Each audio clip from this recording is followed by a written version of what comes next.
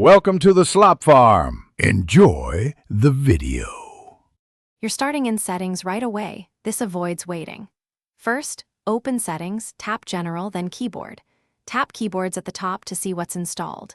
If you don't see the language you need, tap Add New Keyboard and scroll the list. Languages are grouped by region and script. Once added, you'll return to the Keyboards list where the new entry appears. Make sure to note if the keyboard offers variations like QWERTY versus AZERTY before continuing. Now you pick and customize the keyboard you added.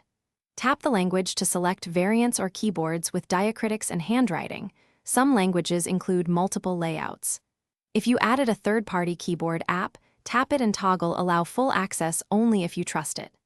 Next, return to the main keyboard settings to enable predictive, auto-capitalization, and shortcuts so the keyboard behaves how you expect. These toggles change. To use the new keyboard, open any text field and press or long press the globe icon to cycle languages. A tap advances one step, a hold opens the picker. If the language doesn't appear, go back to Settings General Keyboards to confirm it's listed and in the preferred order. If autocorrect behaves oddly, try removing and re-adding the keyboard.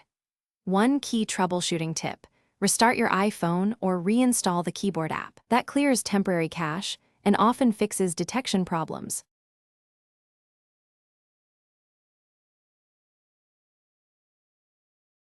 Thanks for watching. Consider subscribing if we helped you today.